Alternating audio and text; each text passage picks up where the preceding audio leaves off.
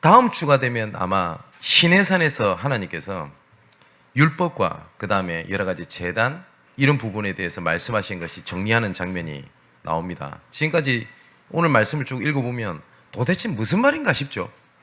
뭘 금으로 싸라, 고리를 내라 이런 얘기 나오는데 이것이 어떻게 생겼는지에 대한 세밀한 공부를 할 이유는 없습니다. 왜냐하면 이 전부 다 그리스도로만 하는데 그 주인공 되시는 그리스도께서 이미 오셔서 그리고 구원을 성취하시고 우리 마음속에 함께 계십니다. 그죠? 그래서 이게 전부 다 하나님께서 처음부터 우리에게 그리스도라고 하는 언약을 주셨구나 라고 하는 중요한 내용을 붙잡으면 됩니다. 그래서 오늘 주시는 말씀이 나의 말씀으로 붙잡아지는 증거가 축복이 있게 되기를 주님의 이름으로 축원을 드립니다. 또한 오늘 주시는 말씀이요, 그리고 강단을 통해 주시는 말씀이 나를 넘어서는, 그리고 내 현실과 내 환경을 넘어서 하나님의 숨은 계획이 있다는 것을 발견하고 보여지는 축복의 날이 되기를 주님의 이름으로 축원을 드립니다. 이스라엘 백성들이 노예에 빠져가지고 절대 불가능한 상태에 완전히 빠져 있었습니다. 그러다 보니 처음에는 지렁이도 밟으면 꿈틀댄다고요. 나름대로 해결해 보려고 했고요. 그리고 나름대로 몸부림쳐보기도 했고 그 가운데서도 살아남는 자기 나름대로의 여러 가지 것을 공유도 하고 살아갔어요. 하지만 나중에는 결국은 할 수 있는 것이 아무것도 없다라고 하는 것들을 이제는 알게 되면서 나중에는 노예라고 하는 것 삶이 당연한 듯이 살아가게 됩니다. 이 기간이 430년이라는 기간이 있다 보니까 노예라는 생활이 너무나 당연한 거예요. 내 인생은 이렇게 어렵고 인생이 원래 그런 거야 이러고 살아가는 거고 똑같습니다. 그런데 하나님께서 우리 사람을 그렇게 우리를 부르시지 않았거든요. 특히 하나님의 자녀를 그렇게 부르지 않았단 말이에요. 그런데 절대 불가능이라고 하는 이런 상황 속에 있다 보니까 그게 동화돼서 이렇게 살아가게 되는 겁니다. 여기서 빠져나올 의지조차 생각조차도 없었어요. 그죠? 우리도 똑같습니다. 우리는 무엇이 구원인지, 구원받아야 될 이유가 무엇인지 아무것도 모르는 우리가 아직 죄인 되었을 때에 예수께서 오셔서 십자가에서 죽으심으로 말미암아 자기에 대한 사랑을 확증하셨다고 되어 있거든요. 이스라엘 백성들은 도저히 여기서 빠져나와야 될 이유를 몰랐어요. 그런데 하나님께서 이스라엘 백성들을 택하신 겁니다. 이스라엘 백성들이 애굽에서 나와야 되겠다, 그래서 내가 하나님 붙잡아야 되겠다가 아니라 그런 의지조차 없었다니까요. 그런 백성에게 하나님께서 답을 주신 겁니다. 유월절 그냥 피를 발라라. 그렇게 해서 그 답을 가지고 광야길로 이제 나오게 됩니다. 근데 사실상 출애굽을 해서 가나안 땅에 들어가는 거리는요 약 일주일 정도밖에 되지 않습니다. 걸어서 가도. 그런데 하나님은요 이 이스라엘 백성들을 40년 동안 광야에서 계속 맴돌게 만들어 버리거든요. 하나님께서. 아니 일주일이면 갈 수 있는 거리를 하나님께서는 계속 돌리는 겁니다. 우리가 구원받아 하나님의 자녀이기 때문에 하나님께서 내 현실 상황을 뒤집지 못하는 능력이 없으신 게 아니거든요. 말씀으로 천지를 창조하셨던 하나님께서 내 현실, 상황, 어려움 알고 계십니다. 그죠? 말씀 한마디면 뭐죠? 모든 것을 바꿀 수 있는 능력의 주, 전지전능하신 분이 누구냐? 우리 아버지이십니다. 그런데 하나님께서 그렇게 안 하시는 거예요. 광야길을 가서 계속 맴돌게 되는 겁니다. 그 이유가 언약 놓쳐서 그렇다, 아니면 불신앙해서 그렇다, 아니면 확실하게 안 붙잡아서 그렇다. 물론 그것도 이유가 됩니다. 그런데 하나님께서는 그 안에 뭐가 있냐면 하나님의 은혜가 있어요. 이 상태로 가나안 땅 들어가 봤자 아무것도 되는 게 없거든요. 여러분 신앙생활 좀 오래 하신 분 기억하시죠? 너무너무 힘들죠? 내가 이것만 해결되면 행복해질 거라는 생각이 안 됩니까? 그래서 하나님 이건 진짜 해결해 주셔야 됩니다. 내가 이것 때문에 너무너무 힘듭니다. 하나님 해결하시지요? 똑같이 행복하던가요? 아니요. 그보다 더 작은 것도 또 무너지잖아요. 하나님은 알고 계시거든요. 그래서 하나님 은혜가 뭐냐면 광야 40년 동안 오직 주만 바라게 만들어 가시는 하나님의 은혜가 있는 거예요. 그게 이걸 모르다 보니 광야길 같은 어려운 세상, 아니면 또 어떻게 받아들이냐? 아, 내가 불신앙해서 그런갑다. 물론 불신앙했지요. 어려운 일 당했지요. 그런데 그거에는 하나님께서 뭔 계획이 있다고요? 하나님의 은혜를 회복하시려는 하나님의 계획이 있어요. 애굽에 있는 체질, 그리고 그 기준, 그 방법 가지고서는 아무것도 못하거든요. 하나님께서는 그것을 바꾸는 하나님의 은혜를 하나님께서 주신 겁니다. 하나님께서. 우리가 이런 생각이 들 수 있어요. 나는 구원받았는데 왜 하나님께서 내 문제를 해결하지 않으시냐? 라는 생각이 들 수 있잖아요. 그러면 여기서 또 속습니다. 내가 못해서 그래. 내가 무능해서 그래. 내가 부족해서 그래. 물론 그게 맞을 수 있어요. 근데 그거는 부분을 본 겁니다. 어떤 목사님께서 훈련을 진행하고 있는 가운데 목사님이 질문하신 겁니다. 나이도 지긋하게 많으신 목사님께서. 진 목사, 질문이 있다는 거예요. 그래서 뭡니까? 이스라엘 백성들이 언약을 놓쳐서 노예에 빠졌지 않냐? 맞죠? 언약을 놓쳐서 포로가 됐다. 맞죠? 언약을 놓쳐서 로마의 속국이 됐다. 맞습니다. 아니, 그렇기 때문에 우리는 언약을 우리가 잡아야 되는 쪽으로 얘기를 해야 되지 않냐? 이 질문을 하시더라고요. 그래서 제가 이런 말씀을 드렸습니다. 성경의 주제가 네 놓쳤으니까 네가 해. 그겁니까? 그럼에도 불구하고 하나님께서는 노예에 빠진 이스라엘 백성들을 가나안 땅으로 이끄셨다가 주제입니다. 속국에 빠졌지만 그럼에도 불구하고 남은 자를 복음을 회복해서 끝까지 포로에서 해방시켰다. 그게 주제입니다. 언약을 놓쳐서 속국이 되었지만 이름에도 불구하고 하나님의 은혜가 하나님의 자녀를 떠나지 아니했다가 주제지, 네가 놓쳤기 때문에 네가 잘못한 거야가 주제가 아닙니다. 라고 말씀을 드렸어요. 그런데 죄송한데 이분은 이 말을 못 알아들으시대요. 우리 사랑하는 성도 여러분, 제가 들었던 말씀에 아멘이 된다면 그건 진짜 하나님 은혜입니다. 저는 아무리 봐도 저는 하나님 앞에 온전할 수 없는 절대 불가능한 존재입니다. 아니, 목사님이 그렇습니까? 예, 그렇습니다. 저도 바울의 고백 100번, 1000번 이해합니다. 바울도 뭐라고 그러냐? 내 마음속에 두 가지가 있대요. 하나님을 향한 마음과 육신으로 향한 마음이 있대요. 근데 바울 정도면 내가 육신의 생각을 꺾어버리고 오직 주를 향해서 달려갔다 이래야 되는데, 바울도 뭐라고 고백하냐면 나는 그런데 육신 쪽으로 가게 돼. 오라, 나는 공고한 사람이로구나. 누가 나를 이 사망의 늪에서 건져낼 것이냐? 율법으로 일하면 그건 망해야 되거든요. 그런데 로마서 8장이 딱 그럽니다. 그러나 이런 나를 생명과 성령의 법이 죄와 사망의 법에서 너를 해방하였음이니라. 그게 복음에 대한 능력입니다. 그죠? 하나님께서는 이 광야 시절이 은혜 받은 자에게는 정복의 시련을 준비하시는 하나님의 은혜지만, 모르는 사람에게는요, 내가 안 되고 나는 무너지고 어려운 생활이라고 얘기를 합니다. 믿는 사람들이 종종 이런 얘기를 해요. 너무 힘든 거예요. 그러다 보니까 광야 생활을 한다라고 표현하거든요. 사랑하는 성도 여러분, 광야 생활은 어려움의 기간이 아니라 정복의 시련을 준비하셨던 하나님의 은혜입니다. 맞죠? 그렇다면 내가 지금 응답이 없고 뭐가 이루어지지 않는 것이 아니라 하나님께서는 응답의 그날을 위하여 준비해 가시는 하나님의 여정입니다. 자, 그것을 보고 뭐라고 그러냐면 하나님의 은혜라고 얘기를 합니다. 하나님께서는 가나안 땅에 들어가게 하시려고 할 때 뭐냐면, 가나안 땅에 들어가게 하시는 하나님의 계획이 무엇인지를 광야에서 계속 말씀하고 계세요. 지금도 똑같습니다. 혹시 이 말씀을 듣는 분들 중에서 남들에게 말하지 못하는 심각한 질병이 있다, 그러면 그 부분을 하나님에게 답을 찾는 중요한 시간이 돼야 됩니다. 하나님, 이 질병을 치유해 주십시오가 아니라 이 질병을 치유하셔야 될 하나님의 계획이 뭡니까가 답입니다. 맞죠? 하나님, 내게 경제 응답을 주십시오가 아닙니다. 경제 응답을 받아야 될 이유가 있을 거 아닙니까? 이때 당시에 출애굽을 했었을 때 이스라엘 백성들은 가나안 땅이라고 했었을 때 이 사람들이 이유는 뭐였었냐면 그거였어요.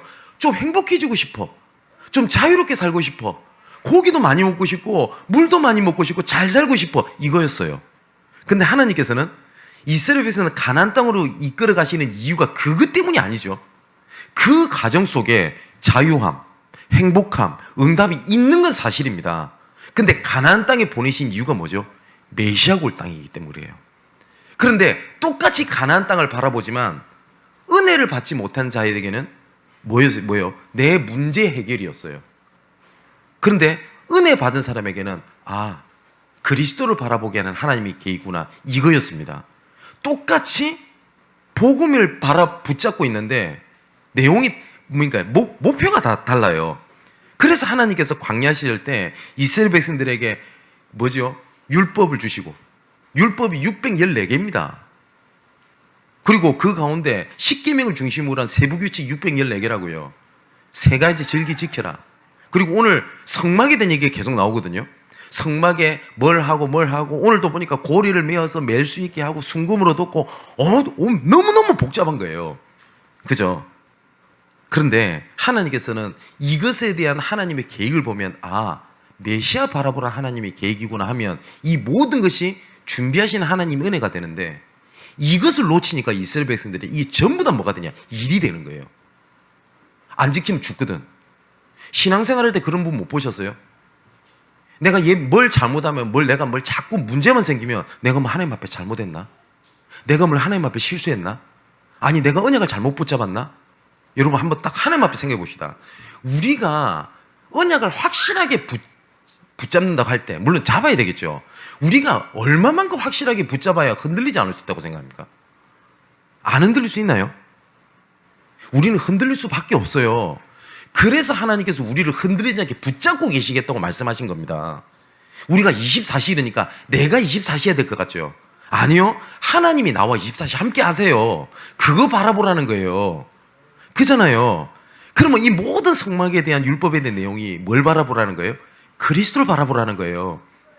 근데 그게 아니다 보니까 이게 전부 다 뭐가 됩니까? 일이 되는 거예요. 자, 우리 사랑하는 성도 여러분, 우리가 살아가면서 이런 얘기를 많이 하죠. 뭐든지 해봐 라고 얘기를 합니다.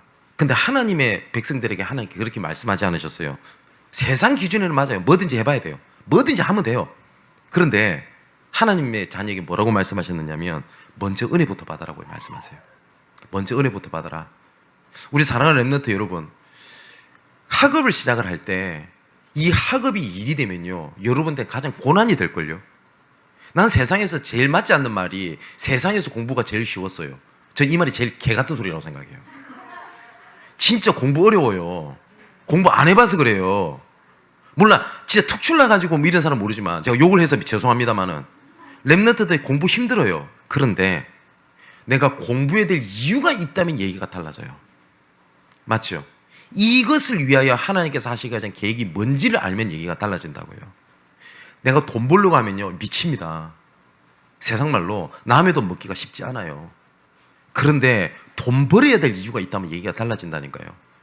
제가 어릴 때 1년 동안 용돈을 모은 기억이 있습니다. 제 인생에. 그 이유가 카세트 테이프 하나 살라고요. 그게 뭐라고? 1년 동안 모읍니다. 안 먹었습니다. 안 샀습니다. 근데 굉장히 행복했어요. 왜냐? 카세트 테이프. 예전에 있잖아요. 옛날 영화 보면은 카세트 2개 넣는 거 있잖아요. 이거 메고 돌아다니잖아요. 그 뭐라고? 그 하나 사고 싶어가지고. 그 작은 소망도 인내를 낳습니다. 맞지요? 먼저 은혜 받고 시작하라고 하시는 하나님의 계획이에요. 초대교회 보세요. 사도행전 1장 8절에 하나님 언약을 주셨습니다. 예루살렘과 온 유대와 사마리아 땅끝까지 이르러 내 증인이 되리라. 할 수 있는 게 아무것도 없어요. 이스라엘 백성들은. 돈이 있어요. 배경이 있어요. 아무것도 없어요. 그래서 할 수 있는 유일한 작은 일이 하나가 있었어요. 뭐였죠? 기도하러 모인 겁니다. 그날이 오순절 날이 이미 이름에. 기도를, 믿음을 드렸다는 말도 맞지만 어쩌면 이스라엘에서 할 수 있는 게 그거 외에는 없었어요. 할 수 있는 유일한 작은 것을 한 겁니다. 근데 아시지요? 그 일이 말씀대로 땅끝까지 복음이 증거되는 하나님의 기적의 문을 여십니다. 하나님께서 우리에게 어마어마한 걸 하라고 하시지 않았거든요. 이 금요일에도 좀 말씀드렸잖아요. 우리 보고 시대 살릴 자. 이게 피부로 와닿지가 않을 겁니다. 아니, 양문교회는 세계 살리는 교회다. 아니, 지금 부족한 게 되게 많이 보이는데요. 근데 그럴 것처럼 보이죠. 근데 그 작은 일이 어떻게 하나님께서 응답의 문을 열어가시는지를 모르는 겁니다. 그래서 하나님께서 뭐라고 말씀하셨냐? 먼저 은혜 받으라고 말씀하시는 거예요. 그래서 그 은혜 받은 일에 작은 일들이 하나님께서 문을 여신 일이 되게 많습니다. 요단강에 발을 담글 때 요단강이 갈라졌어요. 그죠? 그리스도를 만난 어부가, 베드로가 뭘 보죠? 깊은 곳에 가서 그물을 던져봐라 라는 거에 작은 순종을 했더니 하나님께서는 그 물고기를 얻는 하나님의 증거를 주셨고요. 5,000명, 남자만 5,000명입니다. 먹여야 돼요. 그래서 작은 것이 뭐가 있냐? 이럴 때 어린아이가 보리떡 5개, 물고기 2마리를 예수님께 갖다 바칩니다. 아마 이 애가 이걸 가지고 5,000명을 먹일 수 있다라는 믿음을 가지고 드렸던 건 아닌 것 같아요. 내가 가지고 있는 작은 것을 드렸어요. 그런데 하나님은 그 작은 것을 크고 비밀한 일을 하나님께서 문을 여십니다. 혈류증 걸린 여인 보십시오. 예수님을 만나는 것조차도 불가능합니다. 그런데 그리스도를 향한 오직을 할 수 있는, 자기 할 수 있는 뭔지 압니까? 예수님을 못 만나요. 왜 못 만나냐면 그때 당시 율법에 혈류증 걸린 여인은 하나님 앞에 저주받은 질병이기 때문에 따로 격리가 돼 있었어요. 그 정도로 율법이 사람을 죽입니다. 왜냐? 몸에서 나온 피, 그리고 설정하거나 이러면 부정하다 할 것이며 격리를 시켰다고요. 혈류증 걸린 여자가 그랬어요. 예수님 만날 수 있어요? 못 만나요. 율법이 그렇게 무서워요. 그런데 혈류증이 걸린 여자가 붙잡았던 게 뭔지 압니까? 예수님 옷자락만이라도 내가 만질 수 있다면. 자기가 할 수 있는 작은 오직이었어요. 근데 예수님께서는 그 혈류증 걸린 여자의 믿음을요, 크게 칭찬하십니다. 내가 할 수 있는 작은 겁니다. 우리가 세계복음화를 위해서 예를 들어서 생명 걸자 이러면 모르겠습니다. 저는 믿고 싶습니다. 우리 교회 장로님들은 전부 다 생명 걸 거라고 저는 믿고 싶습니다. 그렇게 해야 되겠죠. 근데 하나님께서는 그렇게 하시지 않으셨어요. 내가 지금 할 수 있는 작은 거. 광야에서 할 수 있는 것이 뭐였었냐면 성막을 만들고 그 안에서 가나안 땅 정복의 시련을 바라보라는 거예요. 그걸 하나님께서 준비를 하셨거든요. 그 아까 말씀드렸듯이 성막에 기물이 온갖 게 다 나옵니다. 등대, 향로, 나중에 기름, 향, 제단을 어떻게 만들고, 이거 몰라도 된다고요. 진짜 이게 전부 다 뭘 바라보게 하신 은혜라고요? 그리스도를 바라보게 하는 은혜라고요. 하나님께서는 지금 이 말씀을 하시는 거예요. 문제가 생기면 문제를 바라보고 하나님 어떡할까요? 이러잖아요. 그때 하나님 뭐라고 말씀하시냐면 나를 바라볼래? 이러시는 거예요. 과거를 쳐다보면서 하나님 내 너무 슬퍼요. 내 상처받았어요. 라고 할 때 하나님 이렇게 말씀하시는 거예요. 아니 나를 바라볼래? 그래서 시편의 저자가 이러잖아요. 내가 눈을 들어 산을 보니 나의 도움이 어디서 올까? 천지를 지으신 주 여호와께로부터 말미암느니라. 하나님께서 그걸 바라보게 하시는 거거든요. 또 하나님께서 광야 시절을 하게 하신 것은 뭐냐면 가나안 땅이 뭔지 알고 들어가라는 거예요. 아까 말씀드렸듯이 이스라엘 백성들은 그냥 내가 그냥 좀 살아야 될 것 같거든. 그죠? 우리가 올 한 해 정복의 시련이라고 하는 단어의 언약을 붙잡고 있을 때 아마 붙잡은 것들이 다 다르실 거라고 생각이 듭니다. 그 정복의 시련이 내가 지금까지 안 됐던 거 이거 해결받아야지 라고 붙잡으셨던 분도 계실 거예요. 근데 아마 그렇게 붙잡아도 돼요. 근데 계속 말씀 붙잡은 분들이 그것이 바뀌어가기 시작했었을 겁니다. 이스라엘 백성도 그게 바뀌어가기 시작했어요. 그래서 어떻게 했냐면 내가 살려야 되는 소망을 품게 된 거예요. 살려야 되는 소망을. 대부분 사람들이 이스라엘 백성들에게 하나님께서는 이걸 보게 하신 거거든요. 애굽에서 빠져나왔었을 때 뭘 봐요? 다 가졌지만 그때는 최강대국이었거든요. 그리스도라는 한 단어 몰라서 유월절 어린 양 피 바른 거 하나 몰라가지고 애굽이 망했단 말이에요. 그걸 보고 들어가게 하시는 거였거든요. 근데 아마 이스라엘 백성들은 다 그랬을 거예요. 아이고 지긋지긋한 애굽. 다시는 쳐다보기도 싫어. 생각하기도 싫어. 이제는 좋은 날이 오겠지. 자, 예수 믿고 난 다음에 하나 말씀 들어보니까 뭐가 이루어질 것 같은데 아직까지 내 역량은 내 과거에 머물러 있는 거예요. 내 기억은 과거에 머물러 있는 거예요. 그런데 잊어버리라는데 그 잊어버릴 수 있어요? 못 잊어버려요. 그렇지 않습니까? 저도 어릴 때 가정에 대한 상처가 있습니다. 저도 그 기도 참 많이 했어요. 하나님 상처 치유받게 해주세요. 그런데 계속 불뚝불뚝 떠올라요. 그래서 제가 우스갯소리를 이 생각도 했다니까요. 내가 이거 치유받는 방법은 예수님이 내 꿈에 갑자기 나타나셔가지고 너 가만히 있어봐, 가만히 있어봐. 뒤통수를 딱 때려가지고 그 부분 기억 상실. 그 외에는 답이 없는 거예요. 근데 저는 기억이 다 떠오르는데요. 목회자가 돼서 떠올라요. 제가 잊지 못하는 게 있습니다. 미국 갈 때라고 기억하는데요. 미국 가면 보통 TV가 앞에 있잖아요. 거기에 국가대표라고 하는 영화를 봤습니다. 거기에 저 스키점프라는 친구 중에 고깃집 아들이 스키점프를 하더라고요. 근데 아버지가 굉장히 엄했던 분이에요. 얘를 두드러 패고 막 때리고 그 장면이 나오더라고요. 근데 얘가 나중에는 국민의 영웅적 대우를 받게 되죠. 인터뷰를 합니다. 세상에서 가장 존경하는 사람이 누굽니까? 이랬더니 얻어맞은 그 아들이 가만히 있더니 제 아버지입니다 라고 얘기를 할 때 갑자기 막 심파극이 돼가지고 아버지가 TV에 나오고 저 그거 보면서 그렇게 울었어요. 왜냐? 아버지는 상처 때문에. 제가 그랬다고요. 제가. 그런데 그래서 가정은 되돌아보고 싶지 않았어요. 등지고 싶었어요. 그런데 이것이 항상 저한테 정복당한 일이 되대요. 어느 날 기도 제목을 바꾼 겁니다. 어느 날입니다. 정말로. 내가 랩런트를 담당할 때 일입니다. 애들이 전부 다 가정에 대한 상처를 다 가지고 있어요. 아버지를 죽이고 싶다는 말까지 하고요. 심지어 제가 어떤 목사님 아들입니다. 얘가 이런 얘기를 해요. 합숙을 갔을 때입니다. 합숙 방장으로. 나 너무너무 충격이었어요. PK죠. 목사님 아들이 기도 제목이 뭐냐라고 물었을 때 기회가 된다면 아버지를 죽이고 싶대요. 아버지 목사님을. 그때 제가 얘한테 막 위로도 하고 막 메시지도 줬겠죠. 그때 제가 딱 잠자리에 누웠는데 제 머릿속에 딱 들어가는 양심적인 생각, 나는 거짓말쟁인 거예요. 왜냐하면 저는 아버지 죽이고 싶어 했거든요. 아버지 등지고 살았거든요. 내가 하나님 앞에 너무 부끄럽고 저는 죄인인 거예요. 그때 기도 제목이 바뀐 겁니다. 아, 하나님께서 얘들 살리라고 하나님께서 나에게 주신 응답이지 이건 나한테 걸림돌이 아니다. 그래서 제가 붙잡았던 언약이 뭐였었냐면 하나님, 가정에 대한 답과 가정에 대한 말씀을 주십시오. 제가 이걸 가지고 랩런트 앞에 쓰겠습니다. 후대 앞에 쓰겠습니다 했습니다. 그전에는 뭐 했냐면 아버지랑 너무 힘드니까 치유해 주세요, 아버지 살려주셨었어요.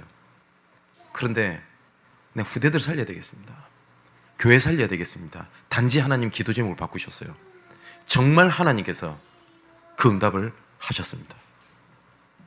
하나님께서 가나안 땅을 먼저 바라봐라, 그리고 가나안 땅을 먼저 알아라고 하는 것이 뭐냐면 먼저 볼 것을 보라는 거예요. 왜 그 응답 받아야 되는데? 라는 거였어요. 지난주도 말씀드렸죠. 왜 제가 경쟁답 받아야 되죠? 먹고 싶은 거 먹으려고요? 갖고 싶은 거 좀 가지려고요? 그렇다면 저는 불신자하고 다를 게 없잖아요. 그죠? 그때 기도 제목 바꿨다고요. 내가 주의 일에 경제적으로 제가 쪼들리거나 어렵지 않게 하옵소서. 정말 하나님께서 복음 전하고 선교하는 일에 지금까지 어렵지 않도록 하나님께서 하셨습니다. 자, 뭘 보라는 말이냐? 애굽 땅에 있던 그 문제, 가나안 정복이 있으면서 많은 족속들의 문제를 보면서 진짜 복음이 필요하구나, 하나님 은혜가 필요하구나, 그 사각지대를 보라는 거예요. 저희 교회에서는요, 군대를 가는 친구들은 무조건 군성교사로 파송시킬 겁니다. 아니, 저런 수준이 어떻게 군성교사입니까? 필요 없어요. 세울 겁니다. 왜냐? 여러분, 군대예요.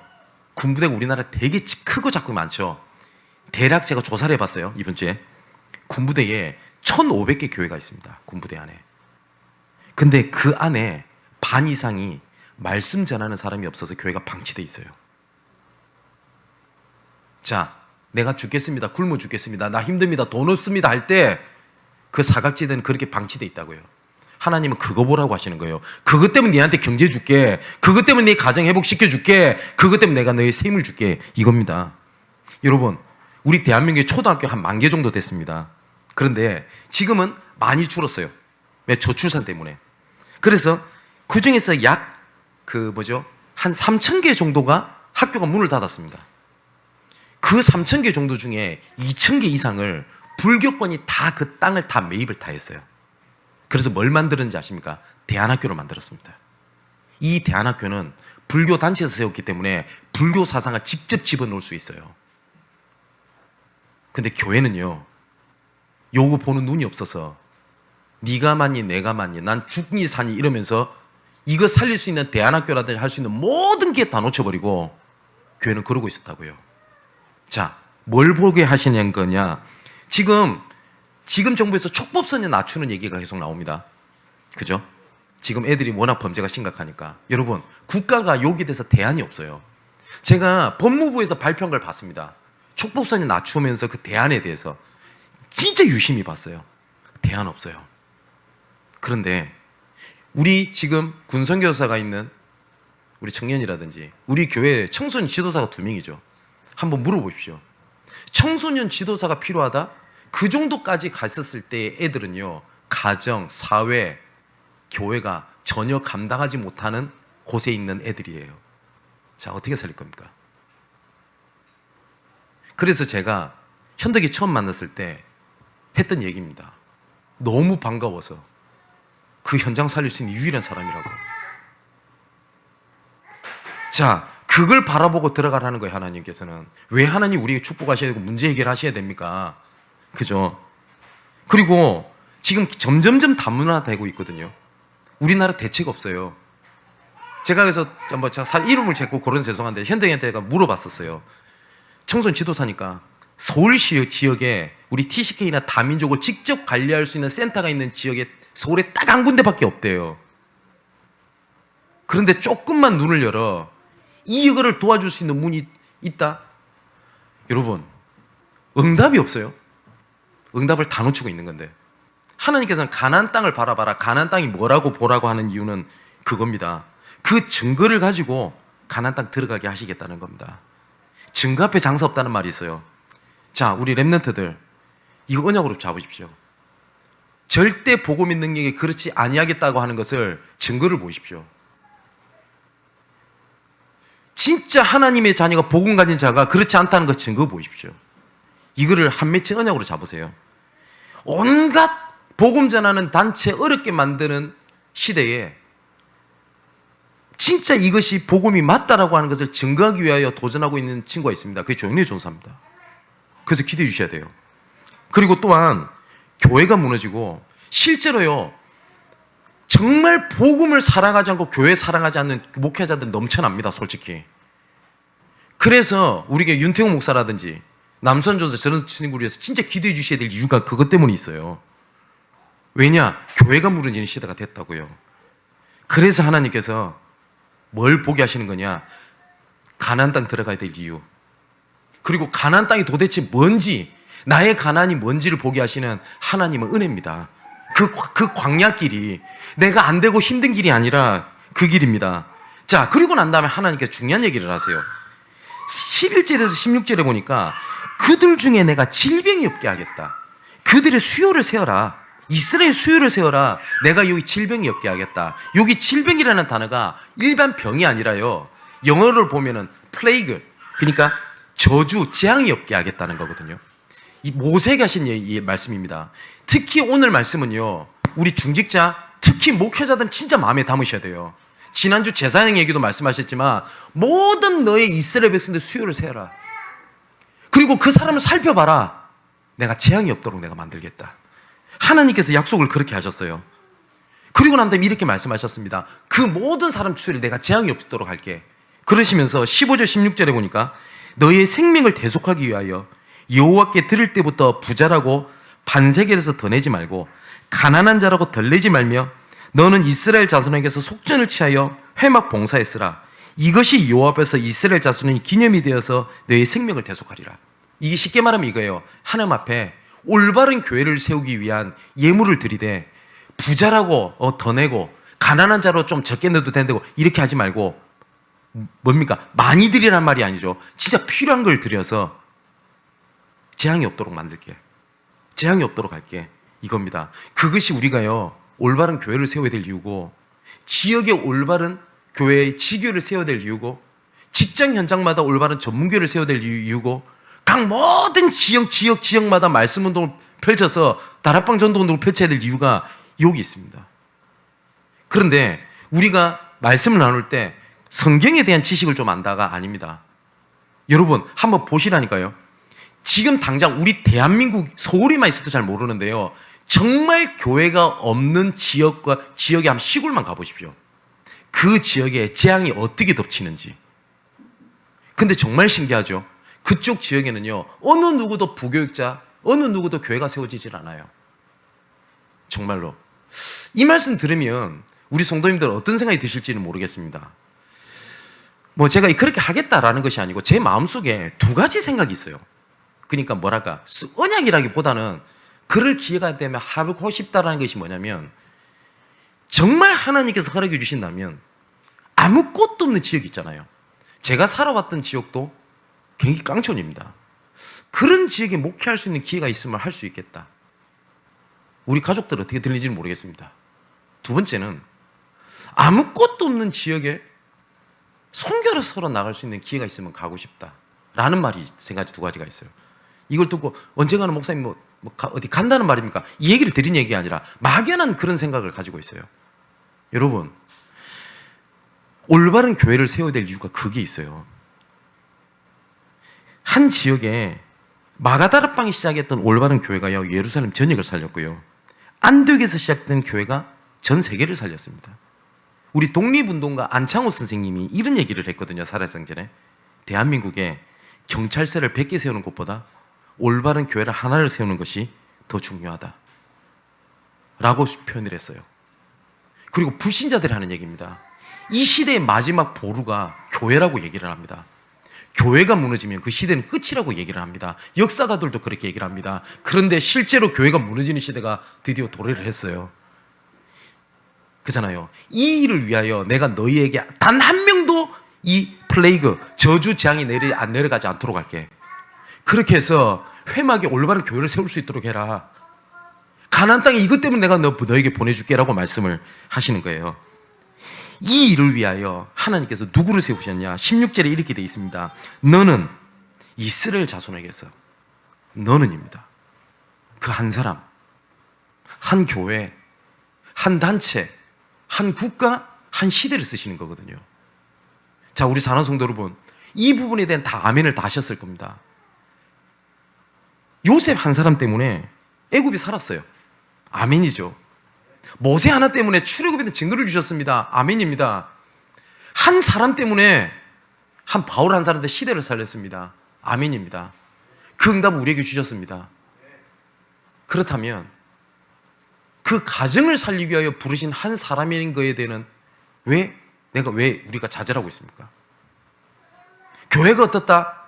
그 교회 살리는 한 사람으로 하나님이 나를 불렀다.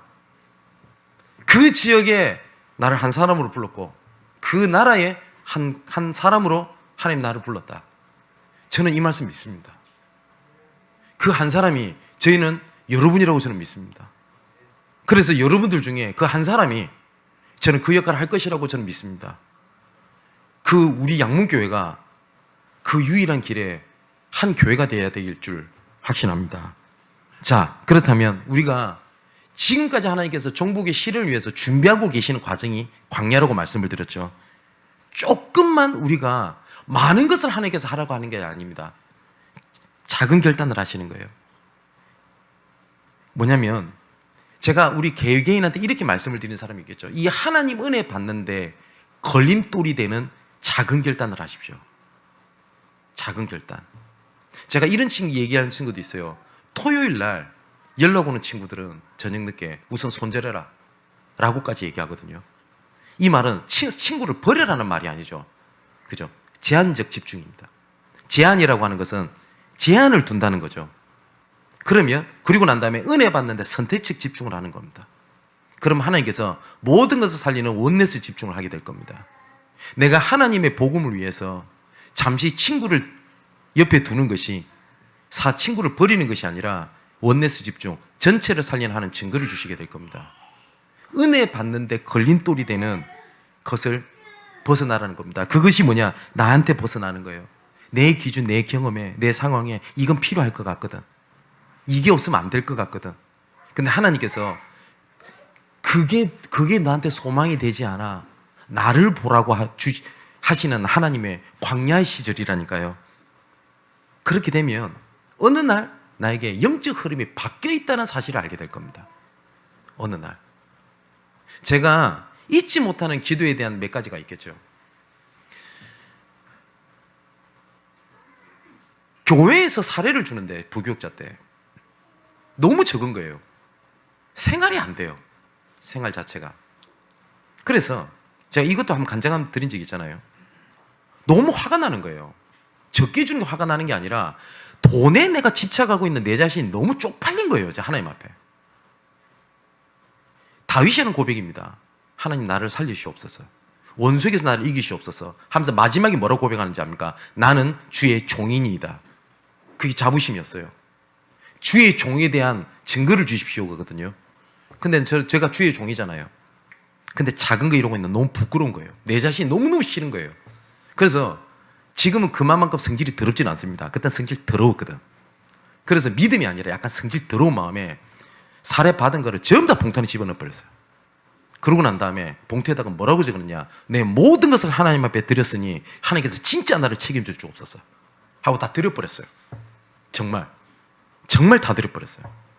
그러고 난 다음에 하나님 앞에 정말 떼쓰듯이 했던 얘기입니다. 하나님, 주의 종이 세상 것에 부끄럽지 않게 하옵소서.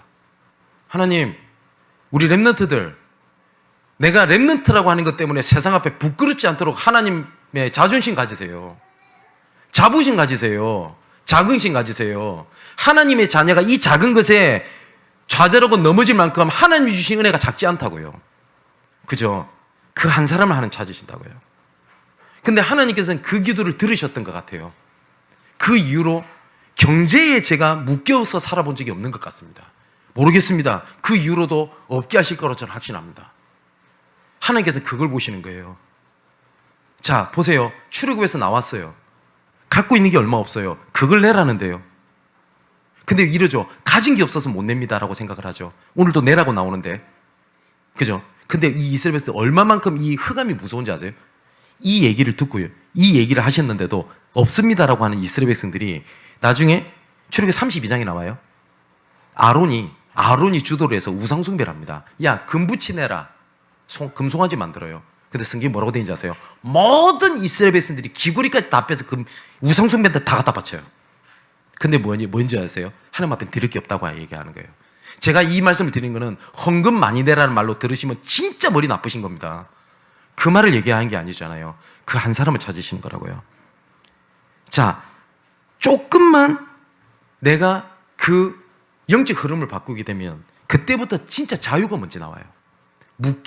내가 묶이지 말아야 될 것이 내가 묶여 있다가 아닙니다. 내가 묶이지 말아야 될 거 내가 묶여 있다는 사실을 알게 됩니다. 그때 하나님이 구별된 응답이 나와요. 예레위기 20장 26절에 하나님이 이렇게 말씀하십니다. 너희는 나에게 거룩할지어다. 나 여호와가 거룩하고, 또 이렇게 말씀하세요. 내가 또 너희를 나의 소유를 삼으려고 너희를 만민 중에서 구별하였느니라. 구별하셨대요.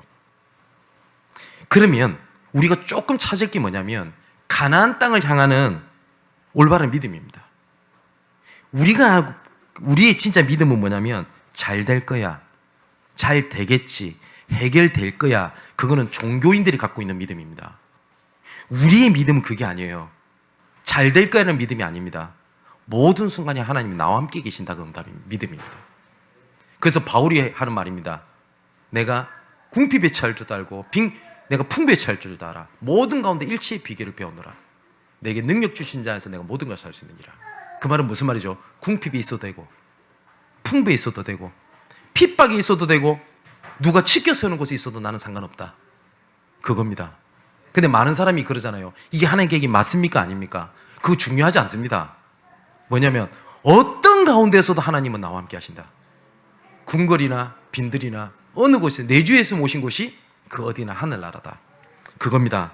자, 그래서 모든 순간에 나와 함께 계신다. 위드. 하나님께서는 우리와 함께 계신다. 어쩌면 교회에 아니면 가족에 이런 사람들 중에 뭐 이런 일이 있나? 아니요. 하나님은 함께 하십니다. 형들이 아니었으면 요셉은요 애고 못 갔어요. 형들이 저렇게 핍박 안 했으면, 그죠? 이걸 알았기 때문에 요셉이 형들에게 했던 얘기입니다. 내 형들 때문에 상처받았어요 라고 하네요. 여호와께서 나와 우리 가정을 구원하시기 위하여 나를 앞서서 애굽에 보낸 겁니다. 거기서 진짜 용서입니다. 모든 걸 합력해서 선을 이루십니다. 이걸 보고 원네스라고 얘기를 합니다. 자, 이때 뭐가 보여지냐? 그때부터 내가 정복당해 있고 물려있는 것이 아니라, 아, 이게 하나님께서 응답에 의한 발판으로 정복의 현장으로 주셨구나. 그 속에서 뭐가 나오냐? 실현의 응답이 나옵니다. 이걸 내가 가지고 도전해야 되겠다. 하나님 분명히 증거를 주실 겁니다. 그 증거를 가지고 이제 영원히 후대들에게 전달을 하고 현장에 전달해야 되겠습니다. 이걸 보고 정복의 시스템이라고 얘기를 해요. 이제 말씀을 맺겠습니다. 우리는 하나님의 은혜가 아니면 살 수 없는 존재로 하나님이 만들어놨어요. 난 이것도 필요하고 저것도 필요하고 이것도 해야 되고 저것도 해야 될 것 같고, 근데 하나님께서 이렇게 말씀하십니다. 은혜부터 받아라. 아니, 나는 지금 해야 될 게 너무 시급한데요. 아니, 은혜부터 받아라. 그때 뭐가 되냐면 모든 것이 하나님의 은혜라고 하는 고백이 나와지게 될 겁니다. 성막을 만들 때 처음에 물두멍과 물재단이 있어요. 처음부터 하나님께서 뭘부터 말씀하시는지 아세요? 네 죄를 없애고 네를 정결케 하시겠다는 하나님의 성막이 처음부터. 그죠? 자, 그 은혜가 여러분들 삶 속에 회복되게 되시기를 주님의 이름으로 축원을 드립니다. 기도하겠습니다. 그리스도를 통하여 완전한 구원을 이루시고 더 이상 죄, 저주, 지옥 권세 아래에 아닌 은혜 아래에 정복의 시작을 이루신 아버지 하나님께 감사함을 드립니다. 새로운 피조물이 되었으니 지나간 것이 정복당한 것이 아닌 하나님의 계획을 이루는 정복의 현장으로 바꾸신 놀라운 계획에 감사를 드립니다. 지금까지 복음을 위하여 모든 것을 준비하셨으니 이제 살리는 정복의 실현을 성취하시고 그 증거가 영원히 지속될 정복의 시스템을 이루는 응답이 있게 하여 주옵소서. 하나님의 은혜가 아니면 한순간도 살아갈 수 없다는 것을 고백합니다.